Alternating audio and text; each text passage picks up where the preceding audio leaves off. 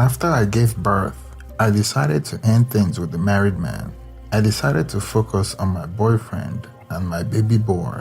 It was like the affair with the married man and the wild parties and temporary breakup with my boyfriend never happened. One day, I unexpectedly ran into Sophia at an event. I had already stopped going to yoga because of her. She was the last person I wanted to see in my life. I had already blocked her number, so I ignored her and walked past her.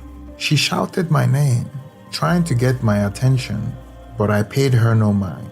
When I realized she wouldn't stop following me, I decided to stop and hear what she had to say. After I stopped, she told me that she was sorry for everything that had happened and for destroying our friendship.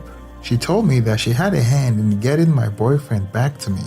She claimed to have encouraged my boyfriend to come back to me, and she just wanted me to know that. She said she didn't like that I have been going around saying bad things and gossiping about her, and it's not fair to her. I asked her what she meant by that, and she said that when my boyfriend left me, she felt responsible for introducing that lifestyle to us, and that it wasn't for everyone.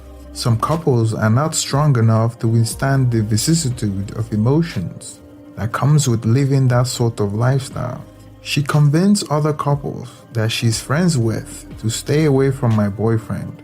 When my boyfriend realized that he's no longer being invited to parties, he decided to return to me. After she finished telling me that fantastic story, I didn't know how I felt about it, because she made it seem like my boyfriend came back to me because he had no other options, and not out of his own volition.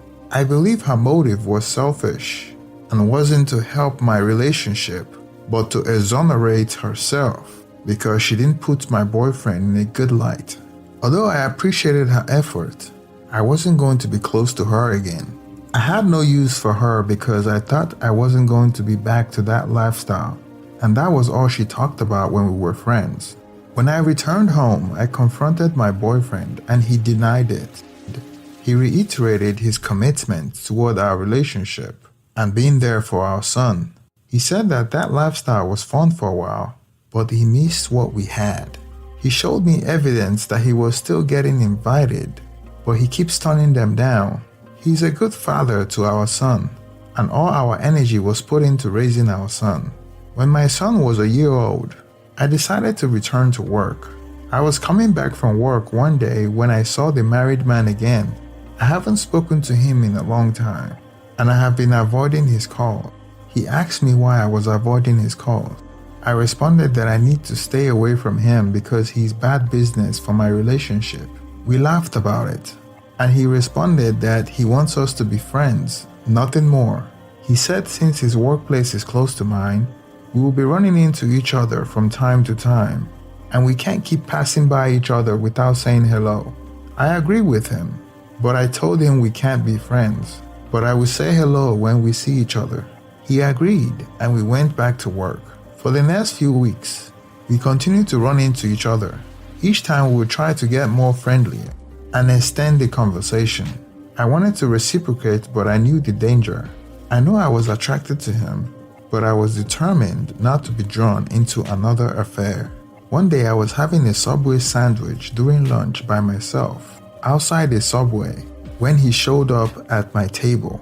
I was a little surprised, but he said he wanted to join me for lunch. I normally go to lunch with coworkers, and sometimes I go to lunch alone, but this is one of those days that I went by myself. We started talking about our life and my son, and he gave me some advice about daycare and how to deal with health issues for young kids and new mom from his wife's experience. From then on, we started having lunches together, and we became friends, just like he wanted. I told myself I would not allow myself to fall for him again. When he advanced at me, I kept turning him down.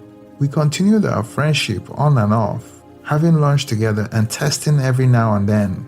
But nothing went past that. We didn't get physical. Few months later, I was pregnant with my second child, and my boyfriend proposed and we got married.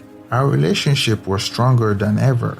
After having my second son, After having my second son, it made sense for me to be a stay-at-home mom rather than continue to work. My husband had to work more hours, and sometimes he had to travel. The freedom we enjoyed when we were just boyfriend and girlfriends were gone. Now it's all about the kids. My husband was consumed with work, and we couldn't do much when we come home because he was tired. I tried my best to make him happy when he comes home. I make sure his dinner is ready, his outfits for the next day is ironed, and I even give him massages sometimes.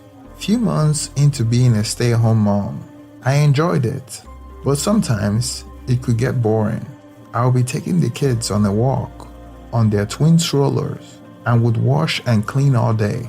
The boredom allowed me to open myself to seeking attention. The married guy called me one day, and from then on, we started talking at least once a day. Our bedroom life fell off the cliff to the extent that I forgot that we haven't had sex for 2 months. That never happened since we were swinging few years back.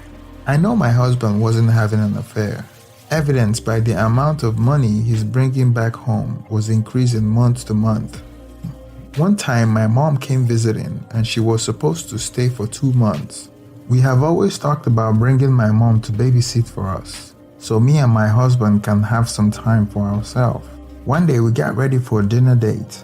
I bought a new dress that I wanted to surprise my husband with, so I got all dressed up and ready to go out with my husband.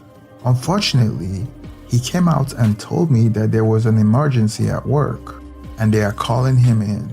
He promised to make it up to me before he left. Now, I was just sitting there, all dressed up, looking nice, and I didn't want to take the dress off. I wanted to show off that night, but I couldn't go out alone. I called my girlfriend, but she wasn't available. Then I called the married man and asked him if he wanted to go to dinner at a restaurant with me tonight. He said he was not available, but he would make time. He gave me a call back a few minutes later and then came by to pick me up. It was almost midnight when we finished at the restaurant. He made his move while we were in the car, and we started making out. We went to a secluded parking spot, and we did it in his car. I felt bad that I didn't feel guilty afterwards, because it was almost like we carried on from where we left off years ago. I felt like I was actively trying to ruin my marriage, but the risks makes it even more enticing. I got so comfortable with the affair that I was bringing him to my house when my husband was at work. My kids saw him sometimes, but they were still too young to be aware. My married affair partner opened up to me that he was still swinging with his wife and that I should join them if I want. In my hubris, I raised the stake even higher by taking him on his offer to join him and his wife with other couples on orgies, and even some of the couples knew my husband. My husband came home one day accusing me of cheating on him and that I was still swinging. I didn't try to deny it because he told me that some of the couples I have been partying with told him about it. Moreover, he installed a GPS tracker on my car and knew my whereabouts. I was in trouble, but he would have taken it much harder if he had known how long I have been having an affair with the married man. And he would have killed me if he had found out I was bringing him to our house when our kids were present. All he knew was I went to a party twice and some couple told him about it. We are currently separated and I'm not looking forward to returning to the corporate world, but I have to because he has stopped supporting me financially, except for when it comes to things that have to do with our kids. I have broken up contact with the affair partner, and I am hoping that with time, me and my husband will work things out like we did before. Please give me some advice on what I need to do to get my